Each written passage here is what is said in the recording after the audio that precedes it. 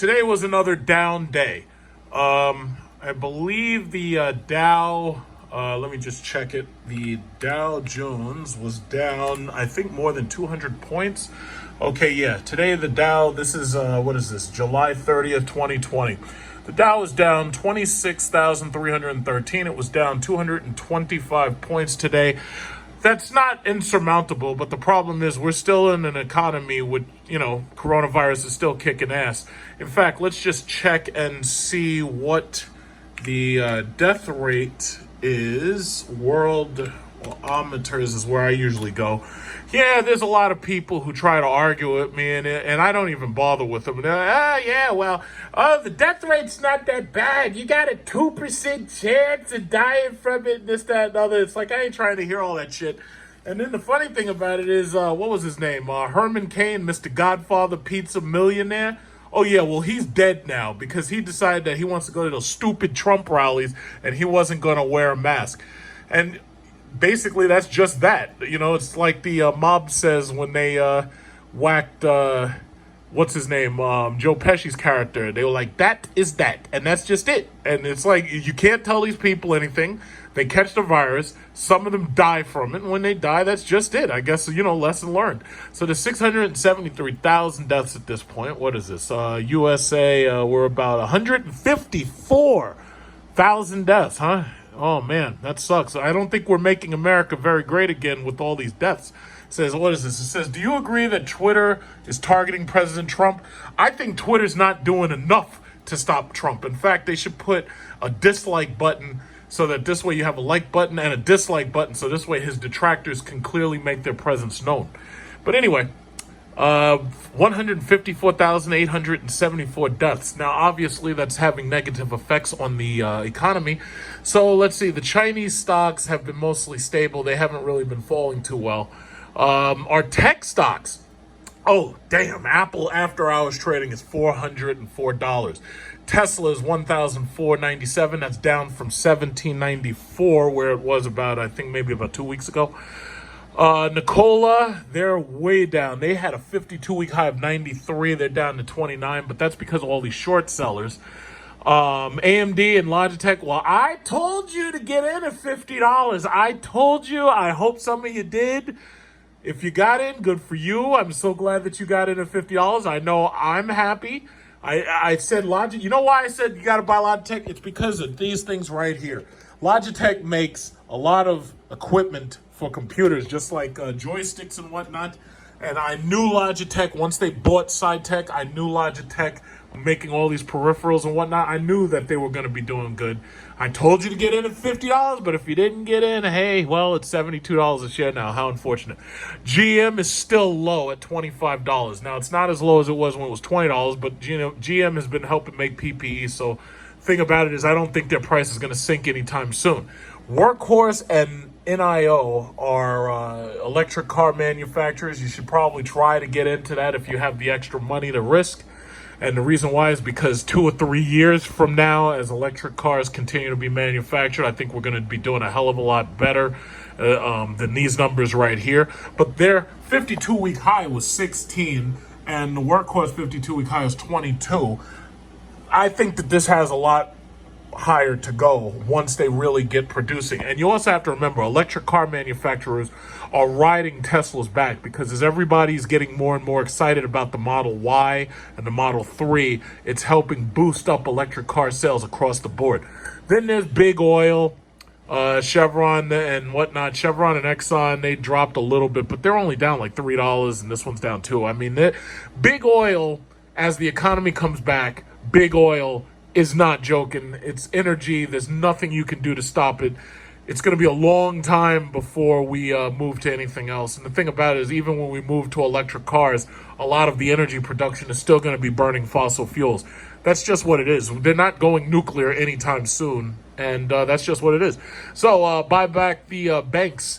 ISBC, I'm still doing better than when I bought in because I bought in closer to $6.50, I think it was.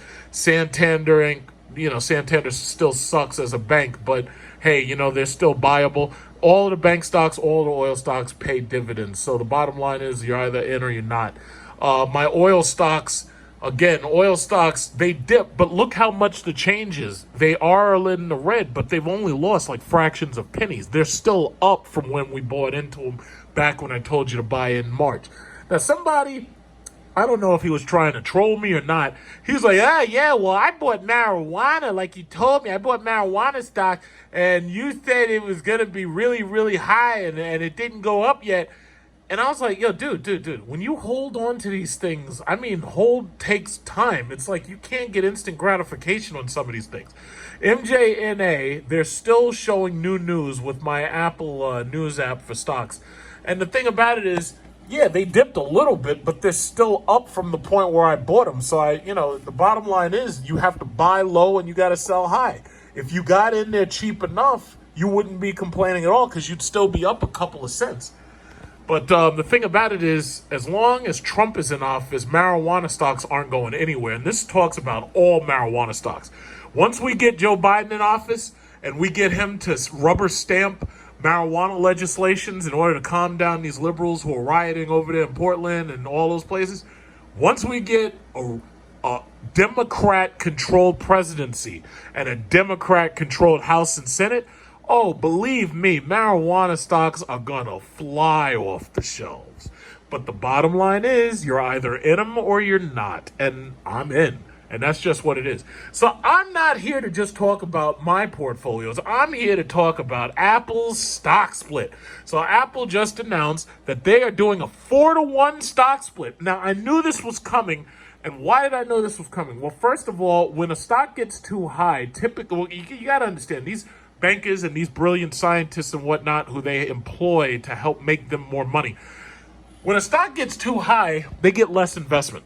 $400 a share is pretty goddamn high. So the thing about it is they're like, how can we get these people to invest more in our company? Oh, I know. What we'll do is we'll split the stock. So what does that mean? Well, that means that they're going to cut this stock down from $400 per share to $100 per share. Now, the stock is still worth the same amount in value. However, it allows new investors a chance to buy in, i.e. give Apple more of your money. And the thing about it is I think even the biggest Samsung fanboys understand by now that Apple ain't going nowhere. And especially with coronavirus, more people have to buy Macs and computers and everything to do their work from home. So Apple's stock is flying. It's at an all-time high, and now they're going to do the stock split. So what does that mean? That means that if it's $400 right now, they're going to cut it down to about $100. Hey, do you want a piece of Apple? I know you do. So if you want a piece of Apple, it's time to get your money together so you can buy some Apple. Let me tell you a little bit about my history with the last Apple stock split. Well, I convinced one of my friends, and if he's watching my video, he'll know exactly who he is. I convinced him to buy into Apple somewhere around $90 a share.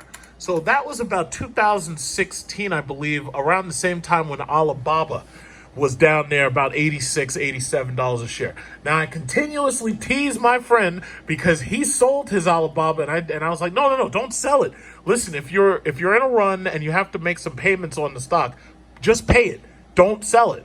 But his mom, complained, oh my God, we're losing money. Big Truck was wrong. We're losing money. And they sold their Alibaba shares. So what happened when they sold their Alibaba shares, huh? Well, guess what? It went from $86. Let's see, what was that, about 5 years ago? It went down all the way down here, because I think this is about the point when they sold. They got panicked around the $60 mark because they're like, oh shit, we're going to lose all our money. Mind you, they bought in at the $80-something mark. I was like, listen, you got to get into this shit. You got to get into this Alibaba. This is the Chinese Amazon. You got to get into it. These people making movies. They made Mission Impossible 3. You got to get in.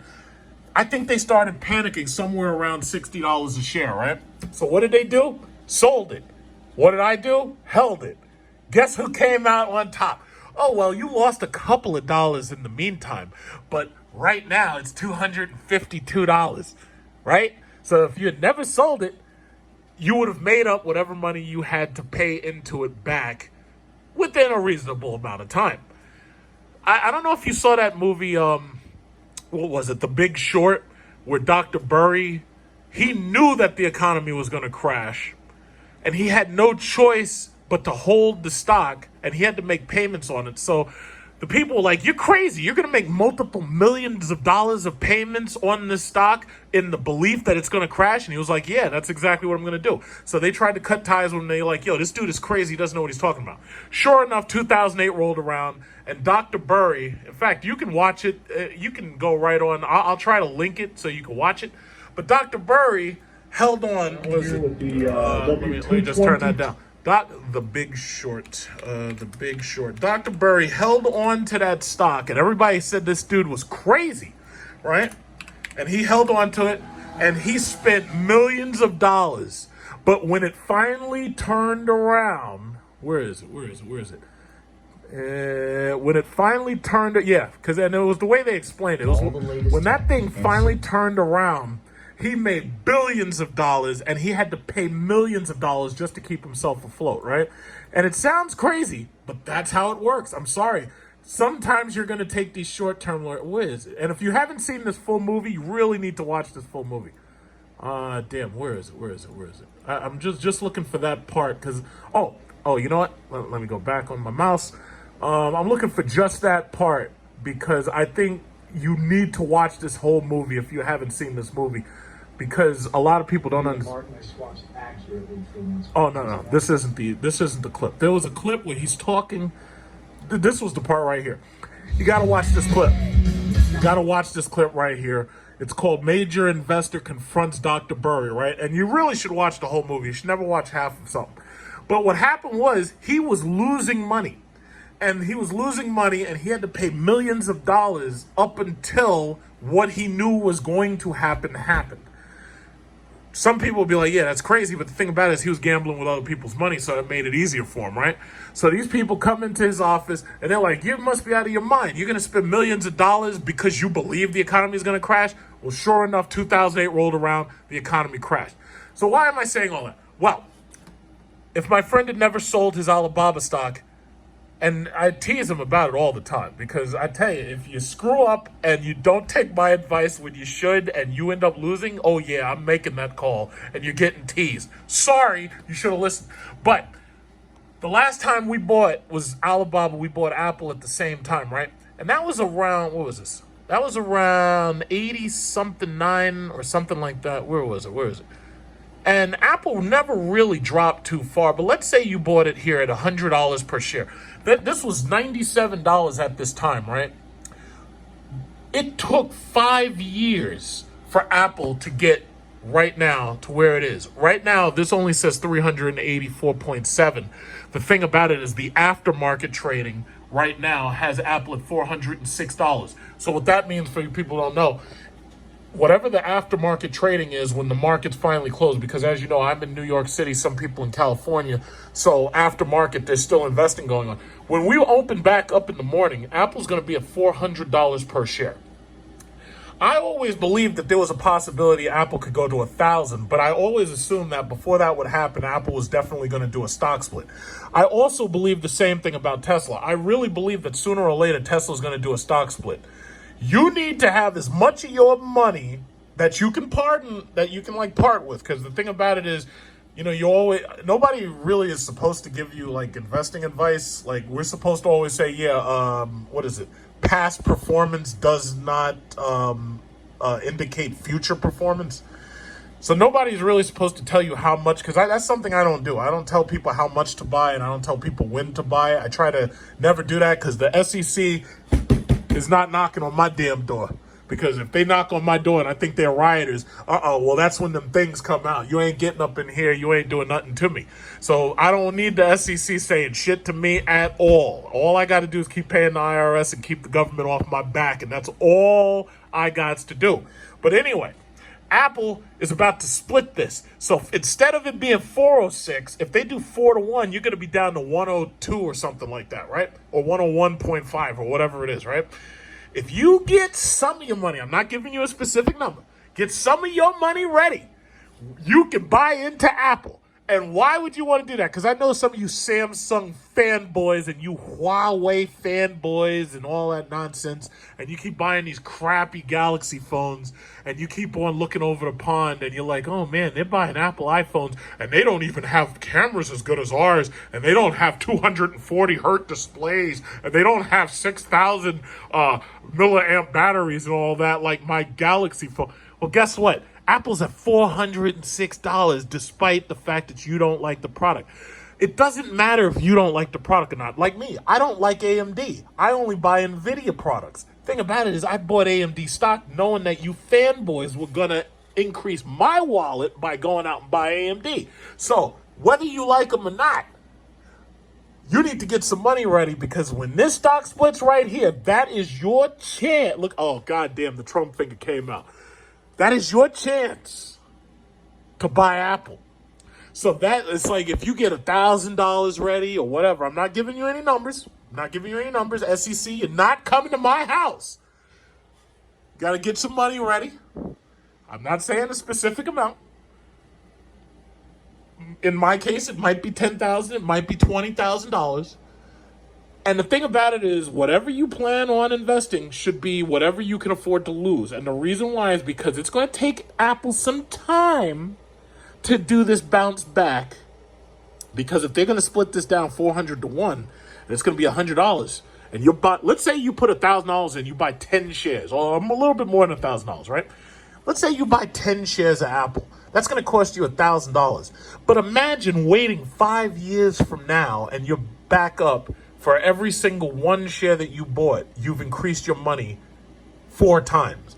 And that's not hypothetical because that's exactly what happened with me and my friend. You got to remember, Apple, Microsoft, Google, and I think it's Amazon, they're all trillion-dollar companies for the most part. And any of those companies that's edging closer and closer to $1 trillion, they're basically going to be trillion-dollar companies because if they're not buying back their own stock, they're control.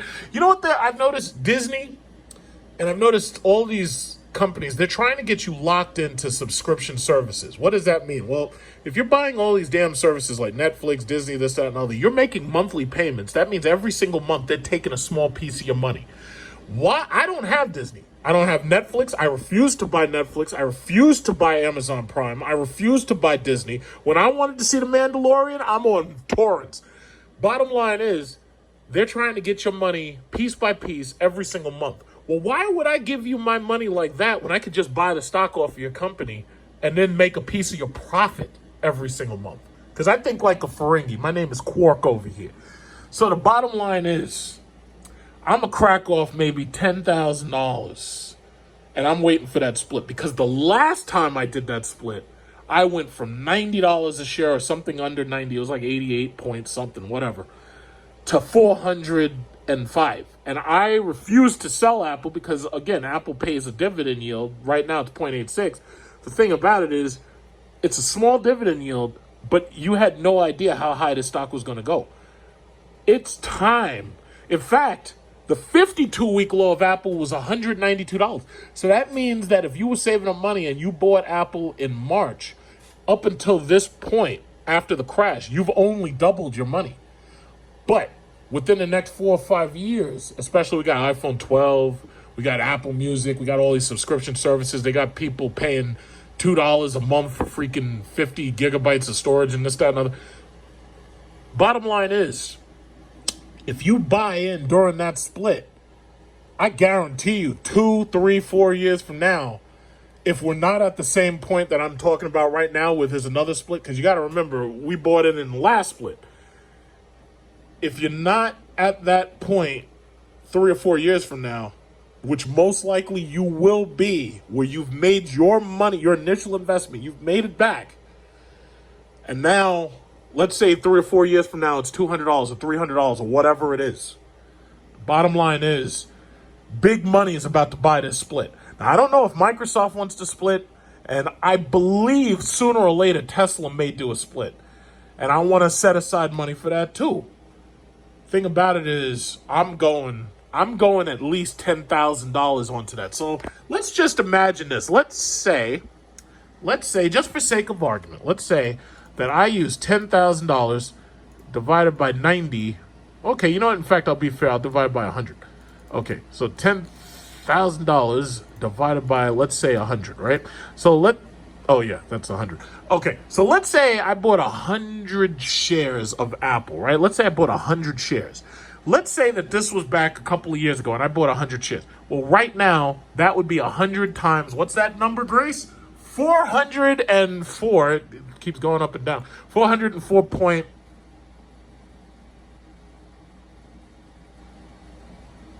God damn you, hurt. Do something. Do something. Go up.